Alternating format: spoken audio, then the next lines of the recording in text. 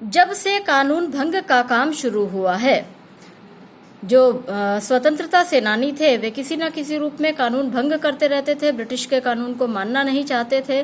तो जब से कानून भंग का काम शुरू हुआ है तब से आज तक इतनी बड़ी सभा ऐसे मैदान में नहीं की गई थी। और यह सभा तो कहना चाहिए ओपन लड़ाई थी। ओपन लड़ाई को अंडरलाइन करेंगे। ओपन लड़ाई का मतलब अंग्रेजों को चुनौती देकर ये अपनी बात मनवाना चाहते थे, उनकी बात को नजरअंदाज करना चाहते थे। तो इस तरह से ये ओपन लड़ाई हो रही थी। पुलिस कमिश्नर का नोटिस निकल चुका था कि अमुक अमुक धारा के अनुसार कोई सभा नहीं हो सकती। पुलिस कमिश्नर ने नोटिस निकाल दिया था कि जो लोग भी सरकारी नौकरियों में हैं वे लोग इस सभा में नहीं जाएंगे। और जन सामान्य के लिए भी था कि इस धारा के अनुसार, जैसे पुलिस कानून के अनुसार धारा लगाती है कि फला फला धारा के अनुसार कोई सभा नहीं हो सकती, जो इस सभा में जाएगा उसको सजा दी जाएगी। जो लोग काम करने वाले थे उन सबको इंस्पेक्टरों के द्वारा नोटिस और सूचना दे दी गई थी। जो लोग सरकारी विभाग में काम करते थे, ब्रिटिश सरकार के पास काम करते थे, उनको नोटिस और सूचना मिल गई थी कि यदि आप सभा में भाग लेने जाएंगे तो आप दोषी समझे जाएंगे, शायद आपकी नौकरी भी चली जाए। इधर काउंसिल की तरफ से नोटिस निकला। आप देखिए, 2 नोटिस निकले हैं। एक नोटिस पुलिस कमिश्नर ने निकाला है जिसका मतलब है कि कोई भी इस सभा में जाएगा नहीं। दूसरा नोटिस जो था वो काउंसिल ने निकाला था। ये काउंसिल क्या थी? ये जो स्वतंत्रता सेनानी थे उनकी काउंसिल थी। उनकी तरफ से ये नोटिस निकाला था कि मॉन्यूमेंट के नीचे ठीक 4:24 पर झंडा फहराया जाएगा।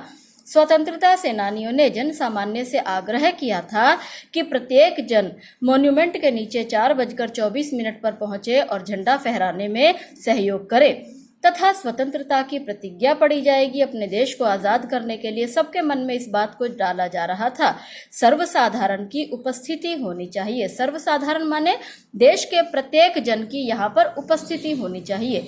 खुला चैलेंज देकर ऐसी सभा पहले नहीं की गई थी। पहले हमने पढ़ा ओपन लड़ाई, अब यहाँ आ गया खुला चैलेंज। ये कहते हैं क्या खुला चैलेंज है, क्या ओपन लड़ाई है, जो अंग्रेजों को खुला चैलेंज दिया जा रहा है कि हमें आपकी बात नहीं माननी है।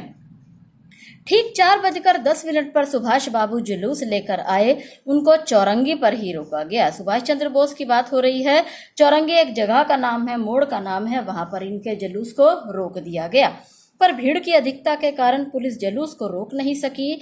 मैदान के मोड़ पर पहुंचते ही पुलिस ने लाठियां चलानी शुरू कर दी और बहुत आदमी घायल हुए। पुलिस अपनी ओर से प्रयास कर रही थी जुलूस को रोकने के लिए, लाठी चलानी शुरू की। बहुत से लोग घायल हो गए। सुभाष बाबू पर भी लाठियां पड़ी। सुभाष बाबू बहुत जोर से वंदे मातरम बोल रहे थे और ज्योतिर्मय गांगुली ने सुभाष बाबू से कहा आप इधर आ जाइए, पर सुभाष बाबू ने कहा आगे बढ़ना है। ज्योतिर्मय गांगुली ने सुभाष बाबू से कहा था कि आपको लाठी लग गई है, आपके सर में चोट लगी है, खून बह रहा है, आप इधर आ जाइए। पर सुभाष बाबू ने कहा जो मैंने काम शुरू किया है उसे मुझे आगे बढ़ाना है। यह सब तो अपनी सुनी हुई लिख रहे हैं। अब लेखक कह रहे हैं इतना कुछ तो हमने सुना था, हम वहां उपस्थित नहीं थे, पर सुभाष बाबू का और अपना विशेष फासला नहीं था। ये कहते हैं कि अब तक की जो ऊपर की बातें थी ये तो हम सुनी हुई कह रहे हैं, लेकिन इस जुलूस को वे कहते हैं मेरा और सुभाष बाबू के बीच में कोई खास दूरी नहीं थी। सुभाष बाबू बड़े जोर से वंदे मातरम बोल रहे थे और वह यह अपनी आंखों से देखा। पुलिस भयानक रूप से लाठियां चला रही थी। क्षितिज चटर्जी का फटा हुआ सिर देखकर तथा बहता हुआ खून देखकर आंखें मिच जाती थी। वो कहते हैं कि क्षितिज चटर्जी का हमने जब फटा हुआ सिर देखा और उनका बहता हुआ खून देखा तो मानो आंखें मिच जाती थी। इधर हालत यह हो रही थी और इधर स्त्रियां मॉन्यूमेंट की सीढ़ियों पर झंडा फहरा रही थी और घोषणा पढ़ रही थी। स्त्रियां बहुत बड़ी संख्या में पहुंच गई थी। प्रायः सबके पास झंडा था। जो वॉलेंटियर गए थे वे अपने स्थान से लाठियां पड़ने पर भी हटते नहीं थे। तो अब शाम का समय हो रहा था। ये लोग झंडा फहराने के लिए जा रहे थे। रास्ते में जो सरकार थी, पुलिस अपनी व्यवस्था से खड़ी थी, वो लोगों को किसी भी प्रकार से रोकना चाहती थी, तो इसलिए वह उन पर लाठी से प्रहार कर रही थी।